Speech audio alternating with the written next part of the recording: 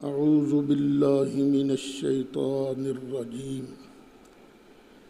بسم اللہ الرحمن الرحیم بحمد اللہ۔ دورہ قرآن حکیم کا آج سبق نمبر 71 یعنی 71 ہے۔ 5واں پارہ سورہ نساء کی آیت نمبر 113 پر گفتگو ہو رہی تھی، اور اس میں نبی کریم علیہ السلام کی علمی وسعتوں کا بیان ہو رہا تھا۔ ترجمہ پھر سن لیجئے۔ وَعَلَّمَكَ، اور سکھایا اس نے آپ کو، علم دے دیا اس نے آپ کو، ما، ہر اس چیز کا، لم تکن تعلم، جو آپ اس سے پہلے نہیں جانتے تھے، یعنی جو بھی آپ اس سے پہلے نہیں جانتے تھے، اللہ نے آپ کو ہر اس چیز کا علم سکھلا دیا ہے۔ وَكَانَ فَضْلُ اللَّهِ عَلَيْكَ عَظِيمًا، اور یہ اللہ تعالیٰ کا آپ پر بہت بڑا فضل ہے۔ اس میں یہ جو لفظ ما ہے نا، ما لم تکن تعلم، یہ ما کس لیے آتا ہے؟ اصول کی کتابوں میں موجود ہے، مثلا نور الانوار میں ہے کہ یہ جو دو لفظ ہیں نا، من اور ما، اصل وضع کے اعتبار سے یہ عموم کے لیے ہیں، یہ عموم کے لیے ہیں۔ ہاں، جب کوئی قرینہ پایا جائے تو خصوص کے لیے بھی استعمال ہوتے ہیں، لیکن اصل میں کس لیے بنائے گئے ہیں؟ عموم کے لیے۔ میں مثال دیتا ہوں، لہو ما فی السماوات و ما فی الارض، اسی کا ہے جو کچھ بھی آسمانوں میں ہے اور جو کچھ بھی زمین میں ہے، سب کا مالک کون ہے؟ اللہ۔ اب یہاں ما عموم کے لیے ہے، ہر چیز جو بھی آسمانوں میں ہے، ہر چیز جو بھی زمین میں ہے، سب کا مالک اللہ ہے۔ اب اسی تناظر میں دیکھیے، وَعَلَّمَكَ، اور علم دے دیا اللہ نے آپ کو، ما لم تکن تعلم، جو کچھ بھی آپ نہیں جانتے تھے۔ وَكَانَ فَضْلُ اللَّهِ عَلَيْكَ عَظِيمًا، اور یہ اللہ کا بہت بڑا فضل ہے۔ یہ بات آپ نے سمجھ لی نا؟ اب ایک بات اور بھی ذہن میں رہے کہ اگر کوئی قرینہ مل جائے تو پھر تخصیص پیدا ہو جائے گی۔ اگر کوئی قرینہ مل جائے کسی چیز کا تو پھر تخصیص پیدا ہو جائے گی۔ مثلاً ایک قرینہ ہے، ہر چیز میں تو وہ چیزیں بھی ہیں نا جو لازمہ الوہیت ہیں، لیکن نبی کریم علیہ السلام الہ تو نہیں، وہ تو عبد ہیں۔ اب یہ قرینہ ہے اس بات کا کہ اس ماں کے عموم میں سے ان چیزوں کی تخصیص کر لی جائے گی جو چیزیں نبی کریم علیہ السلام کے شایان شان نہیں۔ سرکار عبد ہیں، عبد کے شایان شان ہر وہ چیز جس کا علم نہیں تھا اللہ نے آپ کو سب کچھ سکھا دیا ہے، وگرنہ سرکار کے اور اللہ کے علم میں کوئی تساوی نہیں ہے، برابری نہیں ہے، بلکہ ایک قطرے کو ساتوں سمندروں سے جو نسبت ہے نبی کریم علیہ السلام کے علم کو اللہ کے علم کے ساتھ وہ نسبت بھی ہم نہیں دیتے۔ اچھا، پھر یہ بات بھی ذہن میں رکھیے کہ علم کا ما لم تکن تعلم سے سرکار کی وسعت علمی پر استدلال صرف ہم نے ہی نہیں کیا، بڑے بڑے علماء نے اس سے سرکار کی وسعت علمی پر استدلال کیا ہے۔ اگر اس وسعت علمی کو ماننے سے ہم مشرک ہیں تو بھئی پھر جس نے اس وسعت علمی پر استدلال اس آیت سے کیا ہے وہ بھی مشرک بنیں گے، وہ مسلمان نہیں رہیں گے۔ مثلا حنفیوں کے ایک بہت بڑے امام ہیں جن کا نام ہے بدر الدین عینی، امام بدر الدین عینی رحمۃ اللہ علیہ، بہت بڑے محدث، بہت بڑے فقیہ۔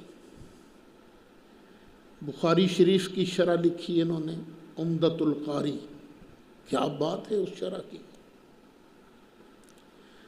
انہوں نے ہدایہ کی شرح لکھی، عینی شرح ہدایہ، کنز الدقائق کی شرح لکھی انہوں نے، اور بھی بہت سی کتابیں لکھی ہیں۔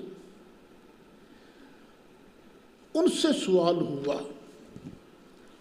کیا نبی کریم علیہ السلام کو روح کا علم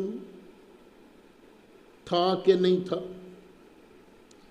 وہ آئی ہے نا پہلے بحث کہ چند علماء نے کچھ چیزوں کا استثناء کیا ہے کہ نہیں ان چیزوں کا علم نہیں تھا، وہ پہلے بھی ان سے ہمارا اصولی جھگڑا نہیں ہے، جو سرکار کے لیے کچھ غیب مانے اور چند چیزوں کا علم نہ مانے ان سے ہمارا اصولی جھگڑا نہیں ہے۔ تو یہ بحث امام بدر الدین عینی کے سامنے بھی آئی۔ انہوں نے فرمایا کہ میں کہتا ہوں، میں کہتا ہوں کہ نبی کریم علیہ السلام کا مقام اس سے بلند ہے کہ آپ کو روح کا علم نہ ہو۔ کہتے ہیں نہیں، میں اور آپ جو ہیں ہمیں روح کا علم نہیں، لیکن سرکار کی عظمت، سرکار کی شان اس سے بہت بلند ہے، حالانکہ آپ تمام مخلوق کے سردار ہیں۔ یہ امام بدر الدین عینی کی عبارت کا ترجمہ پیش کر رہا ہوں، اور اللہ تعالیٰ کے محبوب ہیں۔ اور یہ کیسے ہو سکتا ہے کہ آپ کو روح کا علم نہ ہو، جبکہ اللہ تعالیٰ نے آپ کو سکھا دیا آپ کو جو نہ جانتے تھے۔ وَقَدْ مَنَّ اللَّهُ عَلَيْهِ بِقَوْلِهِ، اور اللہ نے یہ کہہ کر نبی کریم علیہ السلام پر احسان جتلایا ہے، وَعَلَّمَكَ مَا لَمْ تَكُنْ تَعْلَمْ وَكَانَ فَضْلُ اللَّهِ عَلَيْكَ عَظِيمًا۔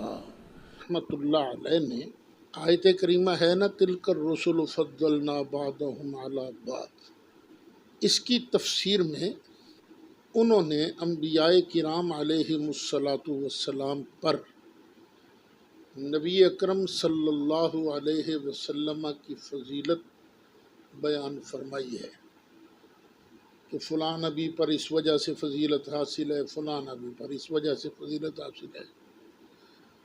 اور المسئلۃ الرابعہ، اس کے تحت انہوں نے حضرت آدم علیہ السلام کی شان بیان کی کہ ان کے بارے میں اللہ تعالیٰ نے ارشاد فرمایا ہے وَعَلَّمَ آدَمَ الْأَسْمَاءَ كُلَّهَا، وَعَلَّمَ آدَمَ الْأَسْمَاءَ، اسماء جمع ہے، اوپر الف لام داخل ہے، پھر آگے کلہا سے تاکید بھی ہو رہی ہے تاکہ اللہ نے آدم علیہ السلام کو ہر چیز کا نام سکھا دیا، ہر لغت میں۔ یہ ہے آدم علیہ السلام کی شان۔ اور سرکار کی فوقیت حضرت آدم پر کس طرح ہے، وہ کون سی آیت ہے؟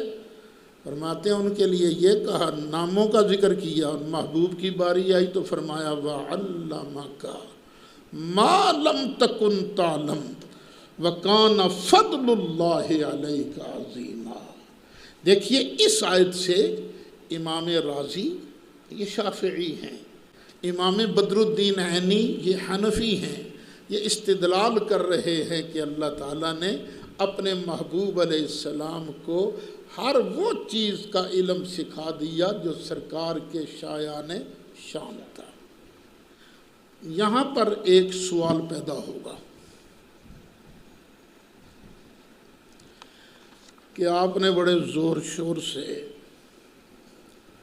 بیان کیا ہے کہ ما عموم کے لیے آتا ہے، ہر چیز کے لیے۔ تو سنی صاحب ذرا سنبھل کے بڑے زور شور سے اعتراض کرتے ہیں، وہ کہتے ہیں دیکھو نبی کریم علیہ السلام کی شان میں اللہ نے کہا وَيُعَلِّمُكُمْ، دوسرا پارہ سورہ بقرہ آیت نمبر 151 نکالو شاباش، وَيُعَلِّمُكُمْ، اور یہ سکھاتا ہے تم کو۔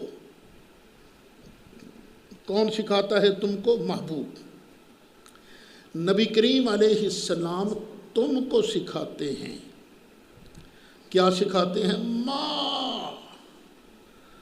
ہر وہ چیز سکھاتے ہیں لم تکونوا تعلمون، جو تم پہلے نہیں جانتے تھے۔ تو یہ تو پھر صحابہ کا علم بھی تو سرکار کے برابر ہو گیا نا۔ سنی صاحب تگڑے ہو کے دلیل وہ دو جو ٹوٹے نہیں کسی جگہ سے۔ سوال کرتے ہیں لوگ وَيُعَلِّمُكُمْ مَا لَمْ تَكُونُوا تَعْلَمُونَ، ادھر ہے وَعَلَّمَكَ مَا لَمْ تَكُنْ تَعْلَمْ، اور یہاں ہے وَيُعَلِّمُكُمْ مَا لَمْ تَكُونُوا تَعْلَمُونَ۔ تو جواب کیا ہے؟ جواب بھی سن لو، یہ اسی کے فضل کی ہے، اسی کی توفیق سے جواب ہے، ورنہ ہم بیچارے کیا چیز ہیں۔ وَعَلَّمَكَ میں سکھانے والا کون ہے؟ اللہ۔ کس کو سکھا رہا ہے؟ اپنے محبوب کو۔ سکھانے والا بھی ایک ہے، سیکھنے والا بھی ایک ہے۔ تو جو کچھ اس نے سکھایا وہ سب کچھ مصطفیٰ نے سیکھ لیا۔ اور یہاں سکھانے والے مصطفیٰ ہیں، فرق ہے نا، اللہ کے پڑھانے میں اور سرکار کے پڑھانے میں تو فرق ہے نا، جو عبد اور معبود میں فرق ہے۔ پڑھانے والے ہیں محبوب اور پڑھنے والے ہیں 1,14,000۔ یہاں تقسیم الجمع علی الجمع ہے، جب جمع کو جمع پر تقسیم کیا جائے تو پھر تقسیم ہو کر ملتا ہے، پورا نہیں ملتا۔ تو اب جو پڑھایا ہے وہ سب میں تقسیم ہوگا نا، سب کو پورا نہیں علم ملا، تھوڑا تھوڑا باقیوں کو ملا ہے، تقسیم الجمع علی الجمع کی وجہ سے۔ ایک سرکار نے پڑھایا، سب کچھ ہے ایک۔ دوسرا، ہم نے سرکار کے علم میں تخصیص کی تھی کہ سرکار الہ تو نہیں ہے، سرکار ہیں عبد، تو جو علوم شان عبدیت کے لائق ہیں اللہ نے وہ سکھائے ہیں، جو علوم شان الوہیت کے لائق ہیں وہ نہیں سکھائے۔ اور اسی طرح نبی کریم ہیں سکھانے والے، صحابہ ہیں سیکھنے والے، تخصیص تو یہاں بھی ہوگی نا۔ جو علوم شان رسالت کے لائق تھے وہ نہیں سکھائے صحابہ کرام کو، وہ علوم سکھائے ہیں جو شان امتی کے لائق ہیں، امتی کی شان کے لائق ہیں۔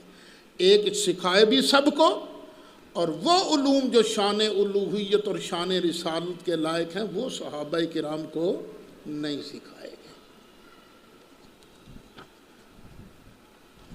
دوسری آیت ہے جی، پھر نکالو بھائی، 7واں پارہ سورہ انعام آیت نمبر 91۔ وَعُلِّمْتُمْ مَا لَمْ تَعْلَمُوا، مل گئے لفظ کے نہیں؟ یہودیوں کو خطاب کیا جا رہا ہے۔ وَعُلِّمْتُمْ، یہودیوں تم سکھائے گئے، ما،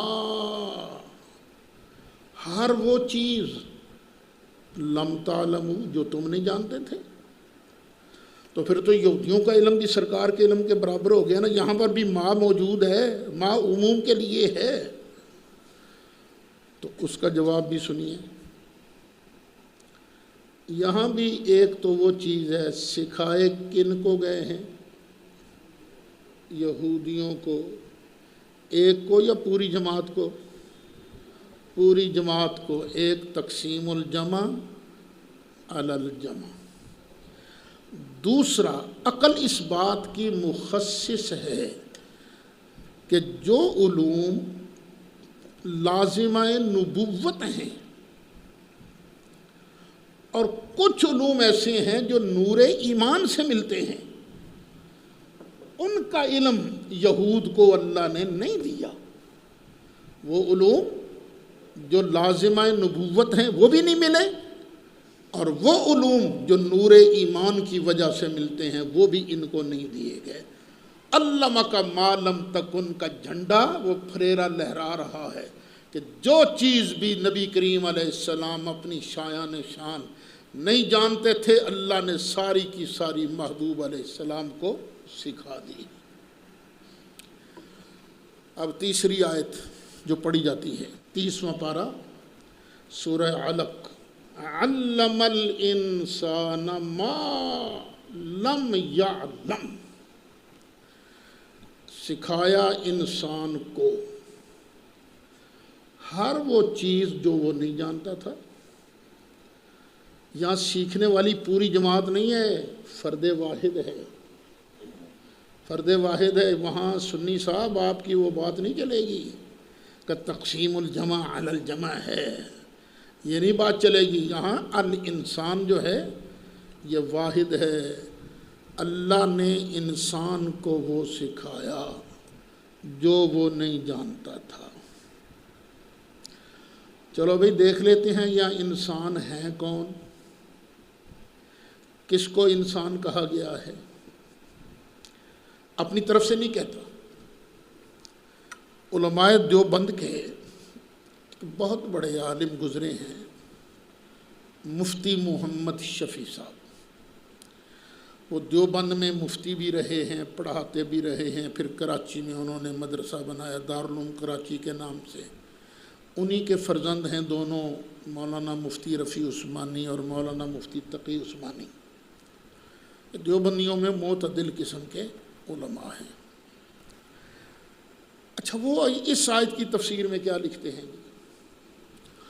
وہ لکھتے ہیں بعض حضرات مفسرین نے اس آیت میں انسان سے حضرت آدم یا نبی کریم علیہ السلام کو مراد قرار دیا ہے۔ اللہ نے کس کو سکھایا؟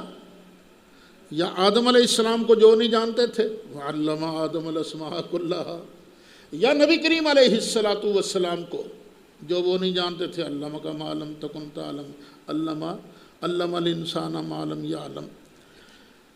کیونکہ آدم علیہ السلام سب سے پہلے انسان ہیں جن کو تعلیم دی گئی، وعلم آدم الاسماء کلھا۔ یہ ساری مفتی صاحب کی عبارت ہے۔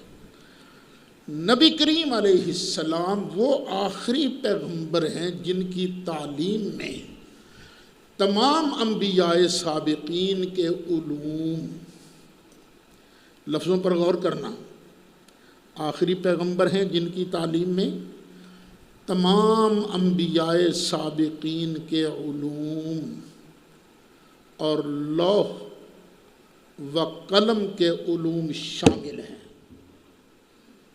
یہ علامہ کا معلم تکن کی شان دیکھو، اس کا پھریرا کہاں کہاں لہرا رہا ہے۔ محبوب، اللہ نے آپ کو ہر وہ چیز سکھائی جو آپ پہلے نہیں جانتے تھے۔ مفتی شفیع صاحب کیا لکھتے ہیں؟ تمام انبیاء سابقین کے علوم وہ بھی، اور قلم کا علم بھی، اور لوح کا علم بھی، جو سب کچھ شامل ہے جو اللہ نے اپنے محبوب کو سکھایا۔ آگے لکھتے ہیں کما قالا، جس طرح کہ کہا ہے بوسیری نے، وَمِنْ عُلُومِكَ عِلْمَ اللَّوْحِ وَالْقَلَمِ۔ محبوب پیارے، آپ کے علم کے سمندر میں سے دو چھوٹی چھوٹی نہریں ہیں، ایک کا نام لوح ہے، ایک کا نام قلم ہے۔ تو یہ سرکار کا علم ہے، یہ امام اللہ علی قاری نے ترجمہ کیا ہے جو میں کر رہا ہوں۔ وَمِنْ عُلُومِكَ، آپ کے علموں کا ایک حصہ کیا ہے؟ قلم کا علم بھی اور لوح کا علم بھی۔ تفسیر معارف القرآن ہے، جلد 8 ہے، صفحہ 787 ہے۔ اچھا، یہ مولوی غلام اللہ خان صاحب جو کہ جمعیت اشاعت التوحید و سنہ کے آج کل کے جتنے، ان سب کے وہ بڑے استاد ہیں، انہوں نے بھی لکھا علم الانسان سے حضرت آدم علیہ السلام مراد ہیں یا آقا کریم صلی اللہ علیہ وسلم مراد ہیں۔ دونوں گروپ آ گئے نا دیوبندیوں کے۔ حوالہ ہے جواہر القرآن، جلد 3، صفحہ 1385۔ ایک تفسیر ہے جس کا نام ہے معالم التنزیل، امام بغوی کی تفسیر ہے۔ وہ لکھتے ہیں بعض مفسرین نے فرمایا یہاں الانسان سے مراد محمد ہیں صلی اللہ علیہ وسلم، اور علمک ما لم تکن تعلم اس کا بیان ہے۔ علم الانسان ما لم یعلم، اللہ نے انسان کو وہ سکھایا جو نہیں جانتا تھا، اور اس کا بیان کیا؟ انسان سے مراد کیا؟ وَعَلَّمَكَ مَا لَمْ، لفظ دیکھو نا، وَعَلَّمَكَ مَا لَمْ تَكُنْ تَعْلَمْ، عَلَّمَ الْإِنسَانَ مَا لَمْ يَعْلَمْ۔ سبحان اللہ۔ معالم التنزیل جلد 7 صفحہ 269۔ ایک بزرگ گزرے ہیں امام قرطبی، یہ مالکی ہے۔ اچھا، یہ جو تفسیر ہے نا بغوی، اس کے متعلق نجدیوں کے شیخ الاسلام حافظ ابن تیمیہ کا کہنا ہے کہ کشاف اور بیضاوی کے مقابلہ میں معالم التنزیل میں من گھڑت باتیں نہیں ہیں، بدعتی آراء سے بھی محفوظ ہے۔ ارے اگر یہ بدعتی نہیں بنے، اگر یہ مشرک نہیں بنے، تو ہم علمک ما لم تکن تعلم سے اپنے لجپال آقا کی وسعت علمی مراد لے کر ہم کیسے مشرک اور بدعتی بن سکتے ہیں؟ فتویٰ لگانا ہے تو سب پر لگاؤ۔ الحمدللہ یہ ہیں وہ دلائل جن کی بنا پر ہم سرکار کی اس وسعت علمی کا اظہار کرتے ہیں۔ اچھا، امام قرطبی مالکی ہیں، وہ فرماتے ہیں قیلا الانسان ہنا آدم علیہ السلام۔ بعض مفسرین نے کہا ہے کہ انسان سے یہاں آدم علیہ السلام مراد ہیں۔ علمہ اسماء کل شیء، کہ اللہ نے ان کو ہر چیز کا علم سکھا دیا، ہر چیز کا نام سکھا دیا، جس طرح کہ قرآن پاک میں آتا ہے وَعَلَّمَ آدَمَ الْأَسْمَاءَ كُلَّهَا فَلَمْ يَبْقَ شَيْءٌ إِلَّا وَعَلَّمَ سُبْحَانَهُ آدَمَ اسْمُهُ بِكُلِّ لُغَةٍ۔ کوئی چیز ایسی باقی نہیں رہی جس کا نام ہر لغت میں اللہ نے آدم علیہ السلام کو نہ سکھایا۔ یہ کون کہہ رہے ہیں؟ امام قرطبی۔ وقیل الانسان ہن الرسول محمد صلی اللہ علیہ وسلم۔ اور بعض مفسرین نے فرمایا ہے یہ جو ہے نا علم الانسان ما لم یعلم، یہاں انسان سے مراد ہمارے آقا و مولا صلی اللہ علیہ وسلم ہے۔ اچھا، وہ دلیلہ، اور اس کی دلیل کیا ہے؟ قولہ تعالی، اللہ کا فرمان ہے وَعَلَّمَكَ مَا لَمْ تَكُنْ تَعْلَمْ۔ محبوب، اللہ نے آپ کو ہر وہ چیز سکھا دی جو آپ نہیں جانتے تھے۔ اور یہاں ایک بڑے نکتے کی بات کی ہے، وہ کہتے ہیں کبھی کبھی مستقبل کا بیان کرنا ہوتا ہے، صیغہ ماضی کا بیان ہو جاتا ہے۔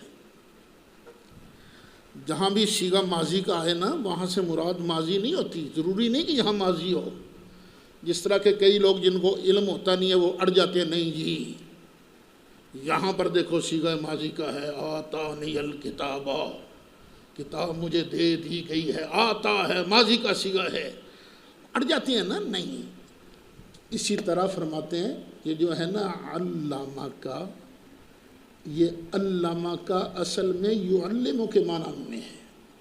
اللہ تعالیٰ آپ کو آہستہ آہستہ ہر وہ چیز سکھا دے گا جو آپ پہلے نہیں جانتے تھے۔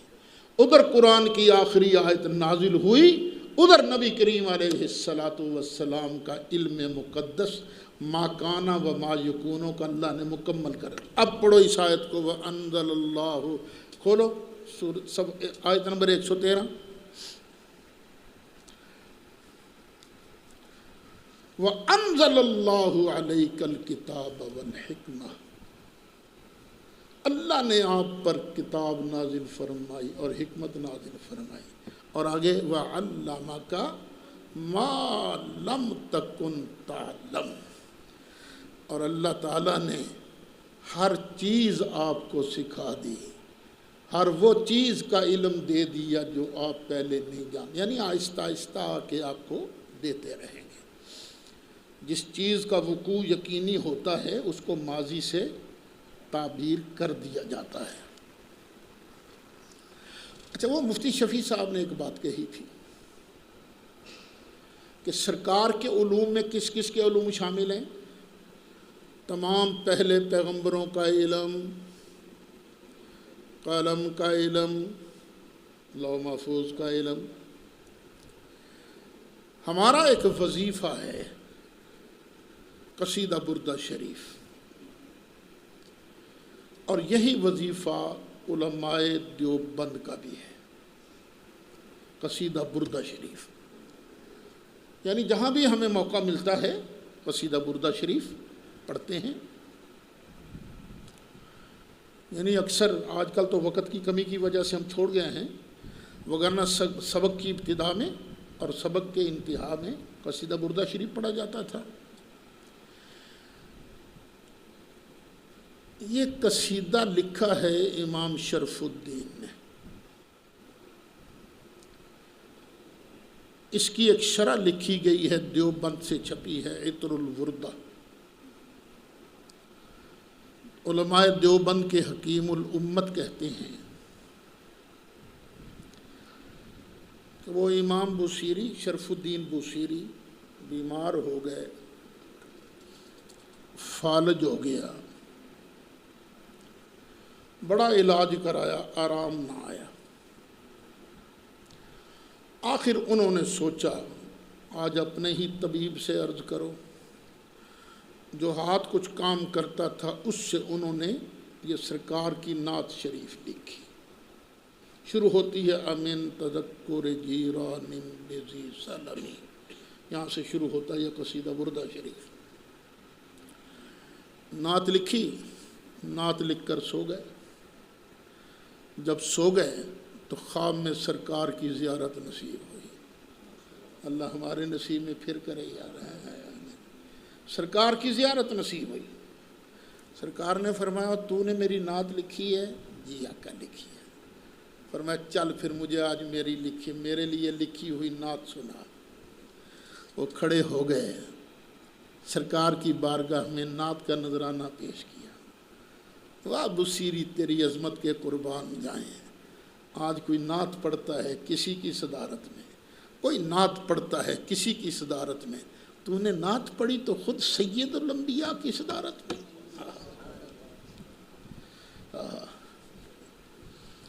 نعت شریف پڑھی. سرکار تھانوی صاحب لکھتے ہیں سرکار سن رہے تھے، سن کے خوش ہو رہے تھے اور خوشی سے جھوم رہے تھے.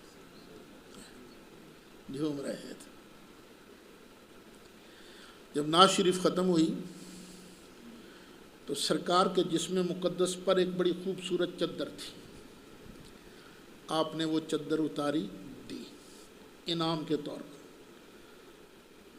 پھر آپ نے اپنا کرم والا دست مقدس، عطا والا ہاتھ مبارک یوں بوصیری کے جسم پر پھیرا. بس ہاتھ پھرنے کی دیر تھی، بوصیری کا فالج غائب ہو گیا. فرمایا دنیا کا انعام یہ ہے، قیامت کا انعام یہ ہے، تمہیں ساتھ لے کر جنت جائیں گے. اب بوصیری صاحب اٹھے، فالج غائب تھا، چادر والا انعام موجود تھا. اور چادر کو کہتے ہیں نا بردہ، قصیدہ بردہ. بس اٹھے، وضو کیا، نوافل ادا کیے.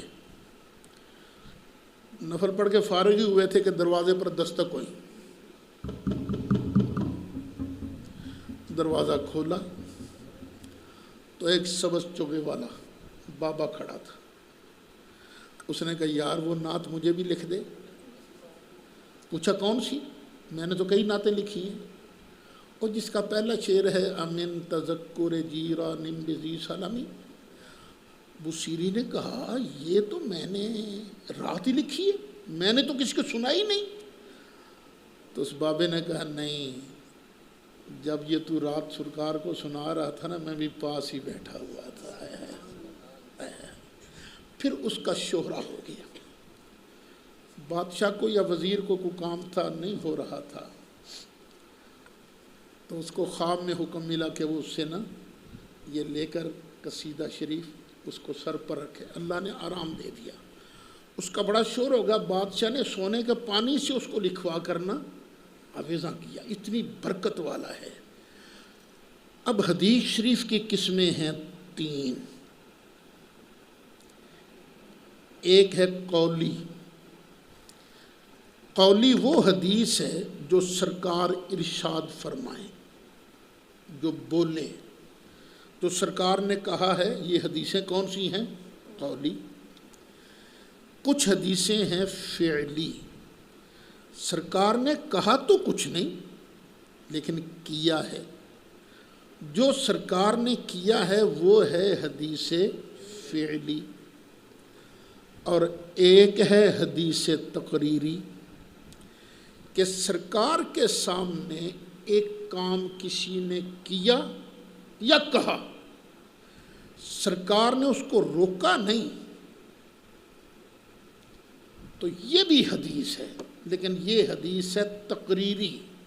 کیوں؟ سرکار کی ڈیوٹی ہے، وہ سرکار اچھے کام کا حکم دیتے ہیں اور برے کام سے روک۔ اگر برا ہوتا تو سرکار لازماً روکتے، یہ ڈیوٹی نبوت ہے، اور نبی کریم علیہ السلام کا صحیح وارث بھی وہی ہے جو یہ ڈیوٹی ادا کرتا ہے، حکمت کے ساتھ، دانائی کے ساتھ، پیار کے ساتھ۔ اچھا، سرکار کے سامنے یہ قصیدہ پڑھا گیا، اگر سرکار بالکل چپ رہتے، نہ ہاں کرتے نہ کرتے، پھر بھی حدیث تو ہوتا نا، اور حدیث کون سی بنتی؟ تقریری۔ لیکن یہ تو وہ ہے جس کو سن کر سرکار خوش ہو رہے ہیں اور خوش ہو کر سرکار انعام دے رہے ہیں۔ تو یہ قصیدہ بردہ شریف کتنے اعلیٰ پائے کی حدیث بن گئی بھائی۔ اب اس حدیث کا شعر کیا ہے؟ فَإِنَّ مِن جُودِكَ الدُّنْيَا وَضَرَّتَهَا۔ محبوب پیارے، یہ دنیا بھی آپ کی سخاوت کا نتیجہ ہے، اور یہ اس کی سوکن قیامت، یہ بھی آپ کی سخاوت کی ایک جھلک ہے۔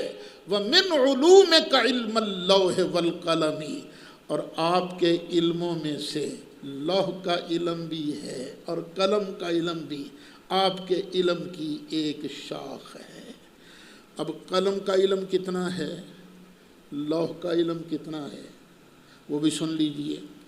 حدیث شریف ہے، نبی کریم علیہ السلام نے فرمایا ان اول ما خلق اللہ القلم، اللہ تعالیٰ نے پہلے قلم کو پیدا کیا۔ فقال له اکتب، پھر قلم کو فرمایا لکھ۔ اس نے عرض کیا ماذا اکتب، یا اللہ کیا لکھوں؟ فرمایا اکتب القدر، چل میں اللہ کی تقدیر لکھ دے۔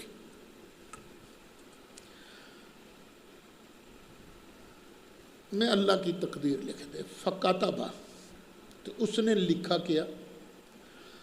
ما کانا،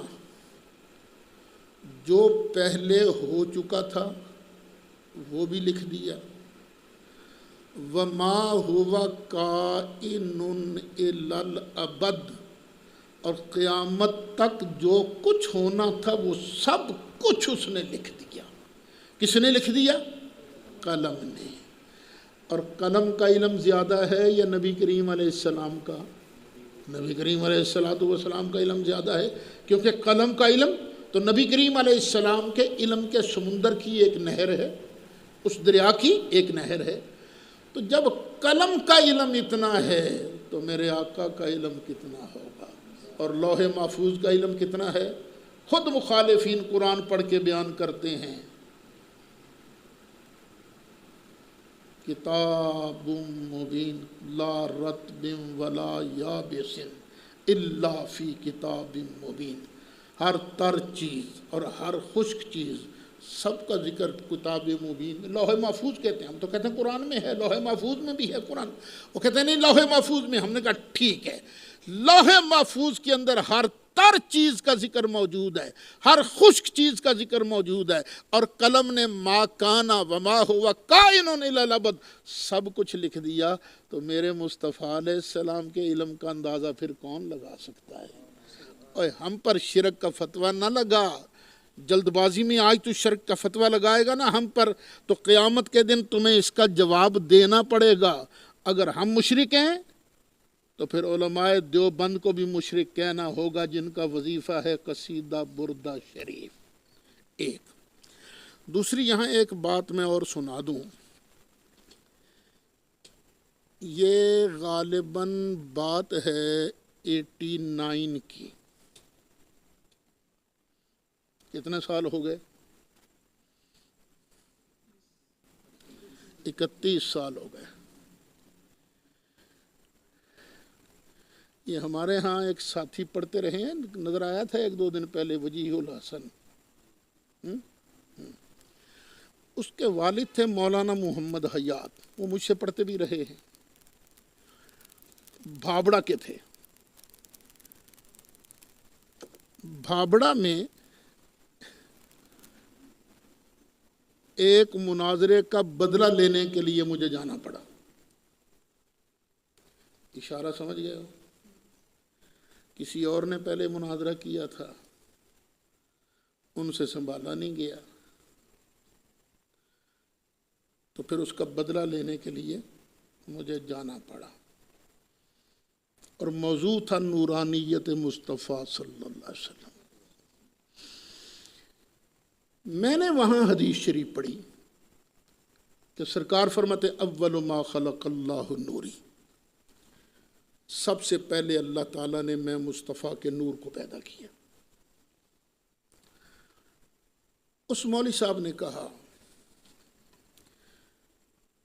تیری حدیث کمزور ہے، میں تکڑی حدیث پڑھتا ہوں جو قوت میں زیادہ ہے۔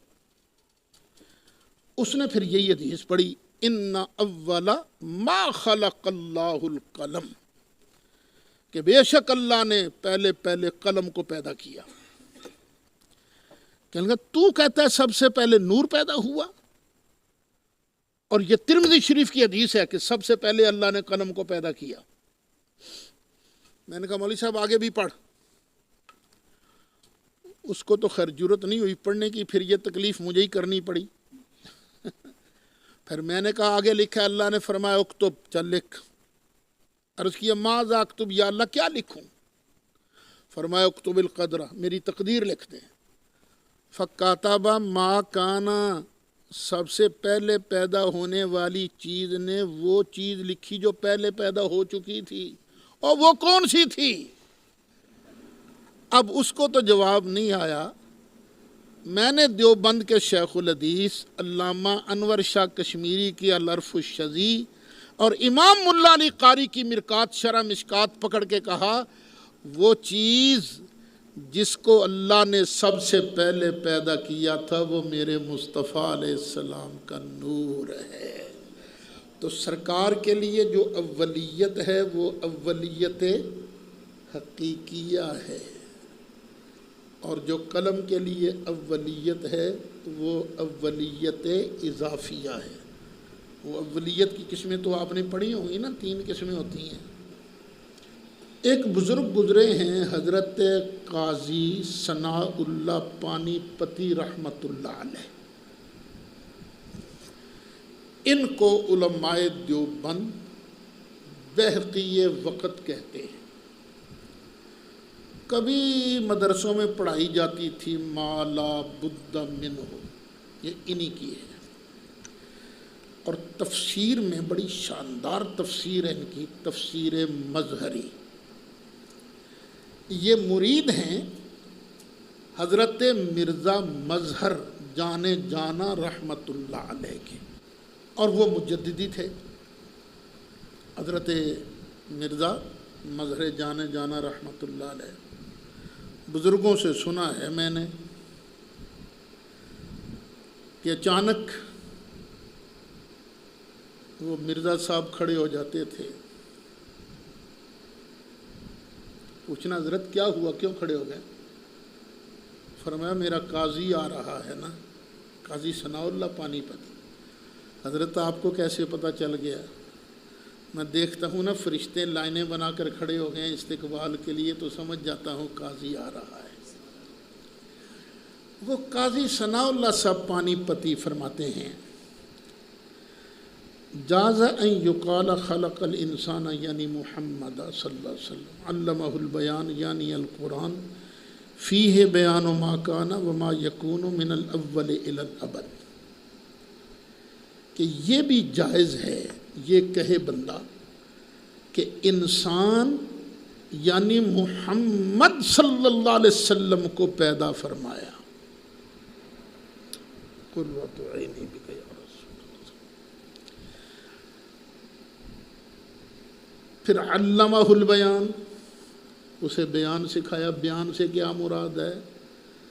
یعنی القرآن، قرآن سکھایا۔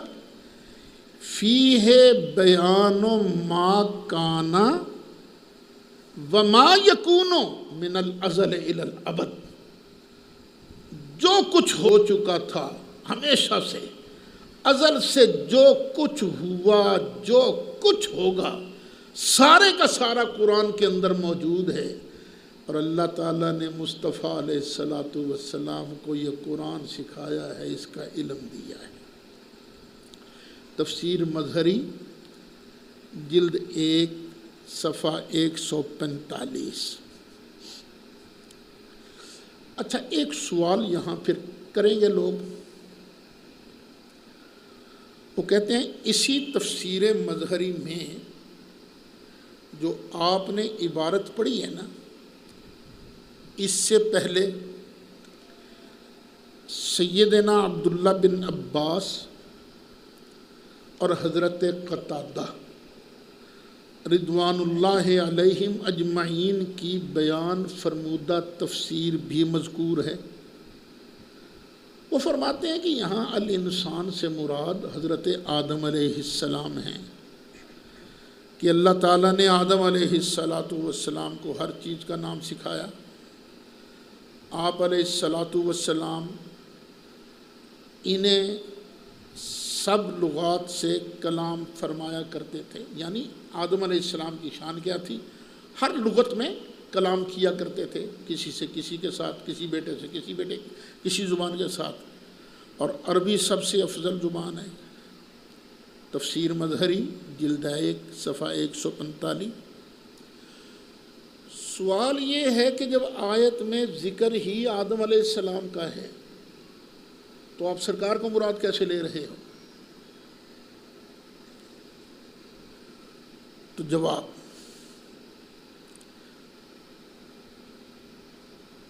یہ پڑھو نا آیت ذرا، اقرأ بسم ربک الذی خلق، خلق الانسان من علق، اقرأ وربک الاکرم الذی علم بالقلم، علم الانسان ما لم یعلم۔ آدم علیہ السلام کا نام ہے، پھر ذرا ترجمہ پڑھو، خلق الانسان من علق، دیکھو کیا ترجمہ ہے یہاں،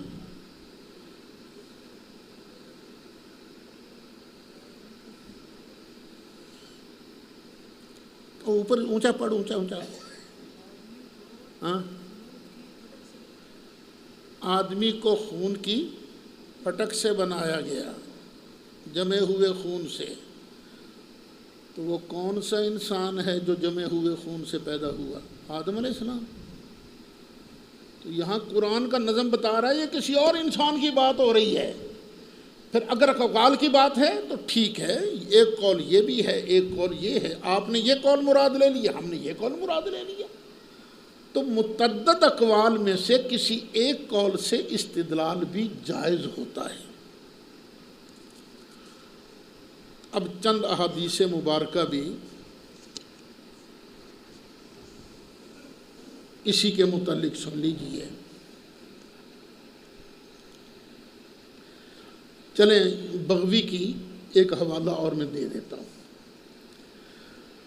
وہ کہتے ہیں ابن کیسان نے کہا ہے خلق الانسان یعنی محمد صلی اللہ علیہ وسلم، علمہ البیان یعنی بیان ما کان وما یکون لأنہ کان یبین عن الاولین وعن یوم الدین۔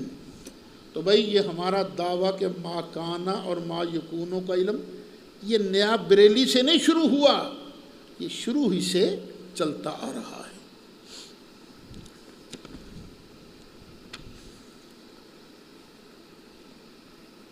ایک حدیث شریف سن لیجئے، بخاری شریف ہے، جلد پہلی ہے، صفحہ 453 ہے، حدیث کا نمبر ہے 3192۔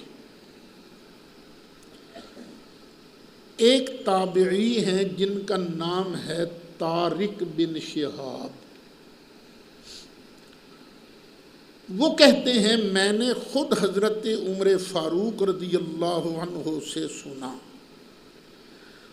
حضرت عمر فرما رہے تھے کہ ایک دن نبی کریم علیہ السلام ہمارے درمیان جمع ہوئے، فَأَخْبَرَنَا عَنْ بَدْءِ الْخَلْقِ، تو نبی کریم علیہ السلام نے ہمیں مخلوق کی ابتدا سے خبریں دینی شروع کی۔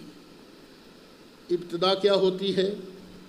جہاں سے بات شروع ہو، تو مخلوق کی ابتدا سے سرکار شروع ہوئے، یعنی مڈوں، سب سے پہلے یہ بنا، یہ بنا، یہ بنا، یہ بنا، بیان کرتے گئے حتیٰ دخل اہل الجنت منازلہم و اہل النار منازلہم، بیان کرتے کرتے جنتیوں کے ٹھکانوں تک، دوزخیوں کے ٹھکانے تک، جنتیوں کے جنت جانے تک، دوزخیوں کے دوزخ جانے تک، ٹھکانوں پر پہنچنے تک میرے آقا نے سب کچھ بیان کر دیا۔ حافظ ذالک من حافظہ، ہے نا، یعلمکم ما لم تکونوا تعلمون، سرکار سکھاتے ہیں جو تم نہیں جانتے، سکھایا سب کو، کسی کو کچھ یاد رہا، کسی کو کچھ یاد رہا، جس نے اس کو یاد رکھا اس نے یاد رکھا، وَنَسِیَہُ مَن نَسِیَ، اور جو بھول گیا سو بھول گیا۔ حافظ علی الاطلاق، حافظ ابن حجر عسقلانی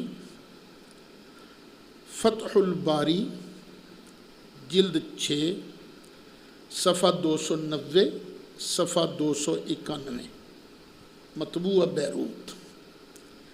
ارشاد الساری جلد 5 صفحہ 250، عمدۃ القاری جلد 15 صفحہ 110، مرقات جلد 1 صفحہ 4، عشیۃ اللمعات جلد 4 صفحہ 444 پر یہ مشترکہ مضمون موجود ہے۔ یہ سارے محدثین شارحین فرماتے ہیں یہ حدیث کہ سرکار نے خبر دی، اس بات کی دلیل ہے کہ اللہ کے پیارے رسول صلی اللہ علیہ وسلم نے ایک ہی مجلس میں تمام مخلوقات کے تمام حالات، پھر سنو، تمام مخلوقات کے تمام حالات، اس کی ابتدا سے لے کر فنا ہونے تک، پھر اٹھائے جانے تک سب کچھ بیان کر دیا۔ پس نبی کریم علیہ السلام نے جو خبریں یہاں فرمائیں وہ مخلوقات کے مبدأ، معاش یعنی زندگی گزارنا، اور معاد لوٹنے کی جگہ، سب کو شامل ہے۔ اور پھر دوسری بات، اور ایک ہی مجلس میں ان تمام واقعات کو آسانی سے بیان کرنا یہ نبی کریم علیہ السلام کا بہت بڑا معجزہ ہے۔ یعنی دو معجزے ہوئے نا، ایک تو نبی کریم علیہ السلام نے سب کچھ بیان کر دیا، اور دوسرا اس کے بیان کرنے کے لیے وقت بہت تھوڑا لگایا۔ یہ سن 70 کی بات ہے، اس وقت میری عمر ہوگی 17 پورے نہیں ہوئے تھے، میں انٹر کا اسٹوڈنٹ تھا۔ یہ جناح کالونی اسلامیہ ہائی اسکول کے سامنے ایک بلڈنگ تھی، وہاں ایک صاحب ہوتے تھے رانا مختار احمد، پیپلز پارٹی کے اس وقت بڑے گرم ترین ارکان میں سے، گھراؤ جلاؤ ان کی پالیسی تھی۔ انہوں نے اکیڈمی بنائی ہوئی تھی، پیپلز اکیڈمی، میں وہاں پڑھتا تھا، نائٹ کلاس میں اٹینڈ کرتا تھا۔ تو جو صاحب وہاں ہمیں اسلامیات پڑھاتے تھے، اتفاق سے ان کا نام بھی میرے نام پر ہی تھا، وہ بھی سعید میں بھی سعید، نام تو ایک ہی تھا، بس اللہ آخرت بھی ٹھیک کرے۔ سعادت مند وہی ہے جس کا خاتمہ ایمان پر ہو۔ اچھا، ان سے میرا پہلا مناظرہ ہوا تھا۔ بس اللہ کی شان ہے نا، سرکار کی عظمت کے لیے۔ اچھا، ان کی عادت ہے نا اپنے بزرگوں کی وہ تعریف کر دیتے ہیں بانا بنا، کہیں گے وہ ہمارے ایک بزرگ تھے سید احمد شہید رحمۃ اللہ علیہ، وہ جا رہے تھے، انہوں نے کہا یہاں صحابہ کی قبریں، صحابہ کی یا نبیوں کی قبریں ہیں، مجھے اب یاد نہیں آ رہا، پورا بھول جاتا ہوں، یہاں قبریں ہیں۔ میں نے کہا سر میرا ایک سوال ہے۔ ہاں ہاں سید میاں بولو۔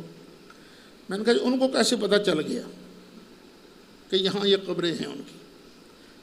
کیا ان کو غیب کا علم تھا؟ نہیں، غیب کا علم تو کسی کو نہیں ہے۔ لو جی، یہاں سے بات شروع ہوئی۔ اب پھر دوسرے دن گرو نانک پورہ میں ایک مکان پر میرا ان کا مناظرہ، میں نے یہی حدیث پڑھی۔ مجھے کہنے لگے سید میاں عقل نہیں مانتی کہ اتنے تھوڑے سے وقت میں اتنا سب کچھ بیان ہو جائے۔ میں نے کہا جی آپ کی عقل نہیں مانتی، میرا ایمان تو مانتا ہے نا۔ مجھے تو میرے نبی نے یہ بتایا، ایک رات آئی تھی، اس رات میرا آقا مکہ شریف سے چلا تھا، سیریں کرتا کرتا بیت المقدس پہنچا تھا، پھر وہاں نبیوں سے ملاقاتیں کی، نماز پڑھائی، جلسہ کیا، پھر وہاں سے سیریں کرتے آسمان پہلے پر پہنچے، پھر دوسرے پر پہنچے۔ ان کو اتنا لمبا سفر کر کے واپس بھی آ گئے، اور دیر کتنی لگی؟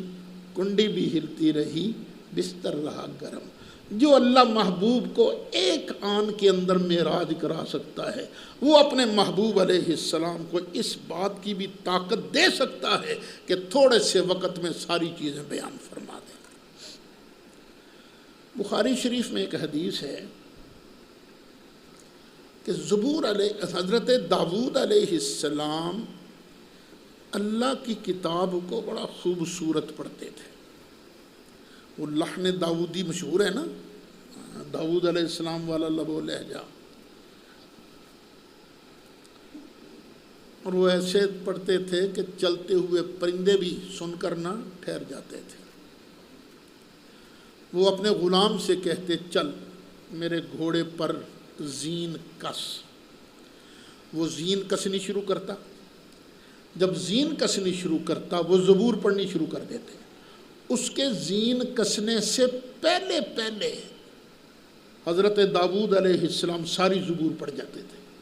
میں نے کہا یہ تو بخاری شریف کی حدیث ہے۔ اگر داؤد علیہ السلام تھوڑے سے زین کتنی دیر میں کسی جا سکتی ہے؟ کاٹھی پانی ہے نا، تو گھوڑے پر کاٹھی کتنی دیر میں ڈالی جا سکتی؟ 2-3 منٹ کے اندر۔ اگر وہ ساری زبور پڑھ سکتے ہیں تو جو داؤد علیہ السلام کے آقا ہیں، وہ بخاری شریف کی حدیث ہے، وہ بھی ساری کائنات کی باتیں بیان فرما سکتے ہیں۔ اچھا، اسی حدیث کے تحت داؤد علیہ السلام کی حدیث وہ مشکات شریف کے اندر بھی ہے۔ مشکات شریف کی کئی شروحات لکھی گئی ہیں، ان میں سے ایک ہے مظاہر حق۔ علماء دیوبند اس کو بڑا پسند کرتے ہیں۔ اس کے اندر ایک حدیث ہے مولا مرتضیٰ والی، کہ مولا مرتضیٰ بھی بڑا خوبصورت قرآن پڑھا کرتے تھے۔ وہ گھوڑے پر چڑھتے نہ سوار ہوتے، رکاب میں پاؤں رکھتے، شروع کر دیتے اعوذ باللہ من الشیطان الرجیم بسم اللہ الرحمن الرحیم، چڑھتے جاتے قرآن پڑھتے جاتے، الحمدللہ رب العالمین الرحمن الرحیم مالک یوم الدین ایاک نعبد و ایاک نستعین اہدنا الصراط المستقیم صراط الذین انعمت علیہم غیر المغضوب علیہم ولا الضالین۔ اور جب گھوڑے کی دوسری رکاب میں پاؤں پہنچتا تو سارا قرآن پڑھ کے کیا پڑھ رہے ہوتے؟ قل اعوذ برب الناس ملک الناس الہ الناس من شر الوسواس الخناس الذی یوسوس فی صدور الناس من الجنۃ والناس۔ اور وہ علی جو نبی نہیں ہے، صحابہ میں بھی چوتھا نمبر ہے، پہلا نمبر ابو بکر صدیق کا، دوسرا عمر فاروق کا، تیسرا عثمان غنی کا، چوتھا علی مرتضیٰ۔ وہ علی جو ولی ہیں، ولیوں کے سردار ہیں، لیکن نبی نہیں ہیں، وہ اگر تھوڑے سے وقت میں سارا قرآن پڑھ سکتے ہیں تو جن کا انہوں نے کلمہ پڑھا ہے، کیا وہ تھوڑے سے وقت میں کائنات کی ساری باتیں نہیں بیان کر سکتے؟ اور بیان کر سکتے ہیں۔ اللہ تعالی ہمیں سرکار کی ساری شانیں ماننے کی توفیق عطا فرمائے، آمین۔ لیکن پھر میں عرض کرتا ہوں کہ ہماری طرف سے یہ مسئلہ صرف اس کے ساتھ ہم اس مسئلے پر گفتگو کریں گے جو تھوڑا غیب مانے لیکن کہے ما کانا ما یکون ماننے والے مشرک ہیں، ان کے ساتھ اس مسئلے پر گفتگو۔ جو مشرک نہ کہے نہ مانے اس کے ساتھ ہمارا اصولی نظام نہیں ہے۔ دلائل ان کے پاس بھی ہیں، دلائل ہمارے پاس بھی ہیں، اور ہمارے دلائل کی قوت کا آپ نے اندازہ لگا لیا ہے۔ ابھی اور احادیث آئیں گے انشاءاللہ، کوشش کریں گے کل یہ مضمون ختم کر دیا جائے۔ مولایا صلی وسلم دائما ابدا علی حبیبک خیر الخلق کلہم۔